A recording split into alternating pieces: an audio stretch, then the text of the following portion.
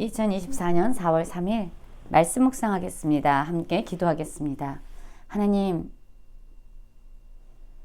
우리의 삶 가운데서 믿음의 전쟁을 할 때에 눈에 보여지는 상황과 환경이 아니라 하나님이 우리와 함께 계심을 기억하게 하시고 전능하신 하나님을 신뢰하는 믿음으로 나아가게 하여 주시옵소서.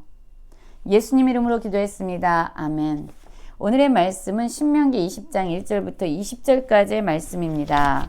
말씀을 함께 살펴보시기 전에 개인적으로 말씀을 꼭 읽으시고 묵상하는 시간 가지시기 바랍니다. 오늘의 말씀은 이스라엘 백성들이 이제 가나안 땅에 들어가서 전쟁을 치르게 될 때에 어떠한 방식으로 어떠한 마음가짐으로 이 전쟁을 치러야 되는지에 대해서 말씀해 주고 있습니다.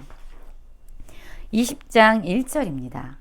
내가 나가서 적군과 싸우려 할 때에 말과 병과 백성이 너보다 많음을 볼지라도 그들을 두려워하지 말라. 애굽 땅에서 너를 인도하여 내신 내 하나님 여호와께서 너와 함께 하시느니라 라는 말씀으로 시작하고 있습니다. 그렇습니다. 이스라엘 백성은요, 강한 민족이 아니었어요.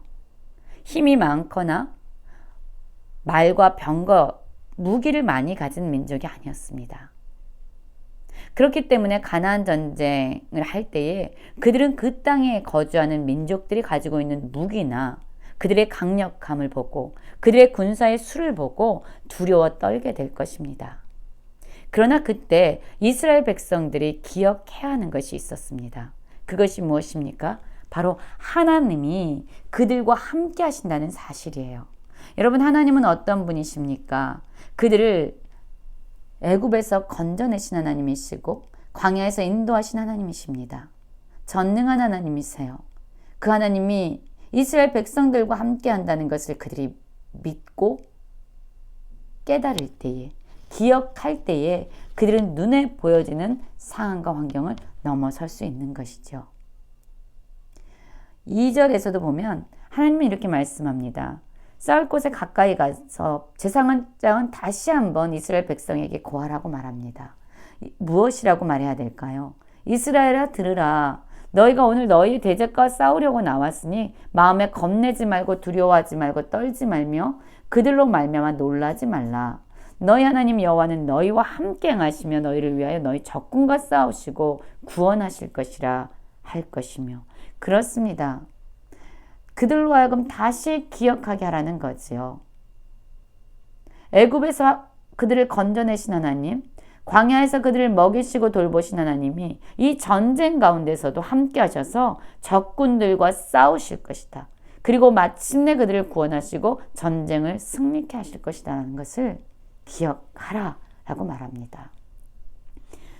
그렇습니다. 여러분, 우리가 살아가면서 수많은 두려움을 느끼게 됩니다.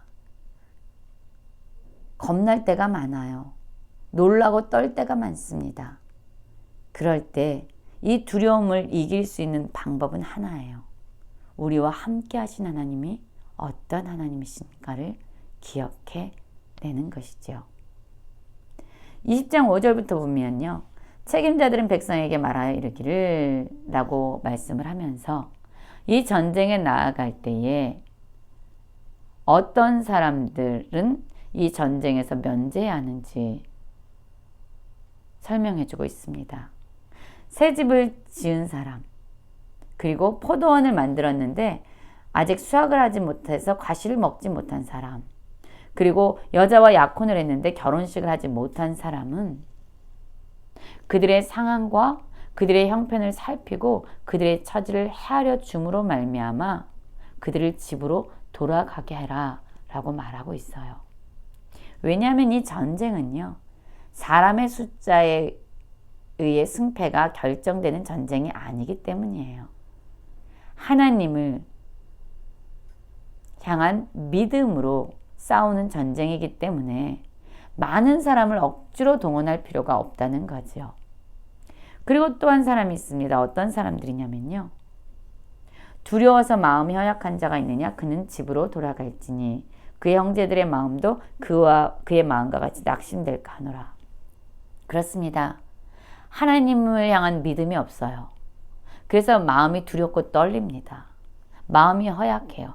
이런 사람들 억지로 이 전쟁에 내몰지 말라는 거예요. 이 사람의 믿음이 연약하다면 또한 그를 강제로 동원하지 말고 집으로 돌려보내라고 말합니다.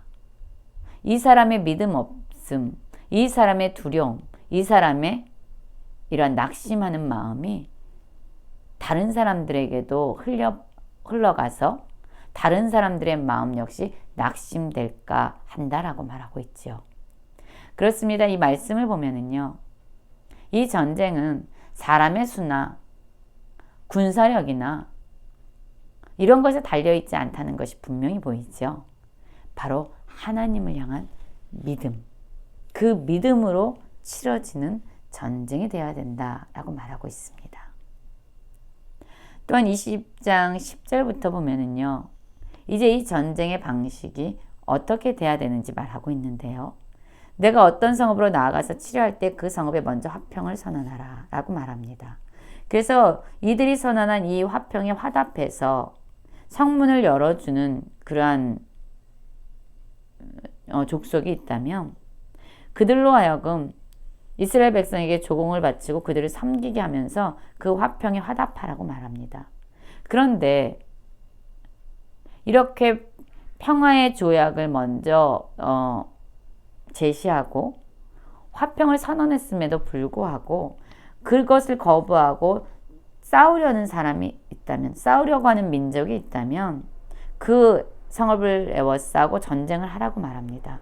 그러나 이 전쟁을 할 때도요, 반드시 그들이 기억해야 되는데 내 하나님 여호와께서 그 성읍을 내 손에 넘기시거든 하나님께서 그것을 허락하시면 그 칼로 그 안에 남자를 쳐 죽이라고 말합니다. 하나님께서 이 전쟁의 주체자가 된다는 거예요. 이 전쟁의 주관자가 된다는 겁니다. 하나님께서 손에 넘기시면은 남자를 쳐 죽이고 오직 여자와 유아들과 가축들과 성읍 가운데 있는 모든 것을 너를 위하여 탈취물로 삼을 것이며 라고 말합니다. 그러나 또다시 말해요. 너는 내 하나님 여호와께서 내게 주신 적군에게서 빼앗은 것을 먹어라. 이 전쟁에서 적군으로부터 승리해서 그들로부터 탈취물을 얻을 때도 기억해야 하는 것이 있는데요. 그 모든 것은 바로 하나님 여호와께서 주신 것이라는 거지요.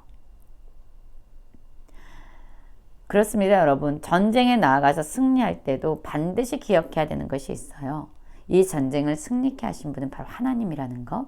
이 전쟁으로부터 탈취물을 얻게 하신 것도 하나님이라는 것을 기억하라는 거예요. 그런데 이렇게 화평을 먼저 제시하고 전쟁에서 하나님께서 넘기시거든 이 전쟁에서 사람들을 쳐 죽이고 이러한 방식들, 이것은요, 하나님께서 이스라엘 백성에게 기업으로 주시겠다고 약속하신 이 가나안 땅으로부터 멀리 있는 성읍의 사람들에게는 해당되는 거예요. 가나안 민족에 속하지 아니한 성읍에게는 해당되는 거예요. 그러나 하나님께서는 이스라엘 백성에게 기업으로 주시는 이 가나안 땅, 그리고 이 땅 가운데 거주하는 민족들, 즉 헷 족속, 아모리 족속, 가나안 족속, 브리스 족속, 히위 족속, 여부스 족속, 그들은 화평을 먼저 제시하지 말고 평화 조약을 맺자라고 제시할 것이 아니라 이 민족들은요, 반드시 진멸할 것을 말씀합니다. 호흡 있는 자는 하나도 살리지 말 것을 말씀하고 있어요. 왜일까요? 이는이라고 18절에 그 설명이 나오는데요. 그들이 그 신들에게 행한 모든 가증한 일을 너희에게 가르쳐 본받게 하여 너희가 너희 하나님 여호와께 범죄할까 함이라. 그렇습니다. 이 가나안 땅에 있는 이런 우상 숭배와 가증한 일들을 이스라엘 백성이 배워서요, 그들의 악한 영향력을 받아서 또한 하나님께 범죄하는 그러한 일이 일어나지 않도록 이스라엘 백성을 거룩한 백성으로 유지하기 위한, 지키기 위한 하나님의 그러한 명령이었던 겁니다. 여러분, 우리는 기억해야 합니다. 우리는 지금도 오늘도요, 믿음의 전쟁 한가운데 있습니다. 하나님의 말씀에 순종할 것인지 순종하지 말 것인지. 여러분, 그러나 이 믿음의 전쟁에서 순종할 수 있는 승리할 수 있는 길은 눈에 보여지는 상황과 환경이 아니라 하나님이 반드시 우리와 함께 계시다함을 믿어야 합니다. 우리의 소유의 많고 적음, 우리가 얼마나 강한 네트워킹을 가지고 있느냐, 우리가 얼마나 많은 돈을 가지고 있느냐, 우리가 얼마나 학벌이 많으냐와 상관없이 여러분, 이 전쟁은 하나님을 향한 믿음으로 말미암아 판가름 나는 전쟁이라는 것을 기억해야 합니다. 그리고 우리는 하나님의 거룩한 백성으로 이 세상의 영향력을 받는 자들이 아니라 오히려 이 세상에 하나님의 말씀을 선포하고 이 세상에 영향력을 흘려보내면서 하나님의 백성으로 거룩함을 지키면서 살아가야 할 것입니다. 오늘도 하나님이 우리와 동행하심을 믿고 믿음의 전쟁에서 승리하는 모든 성도님들, 하나님의 백성으로서의 거룩함을 이 세상 가운데 흘려보내고 오히려 영향력을 미쳐가는 우리 모든 성도님들이 되시기를 간절히 기도합니다.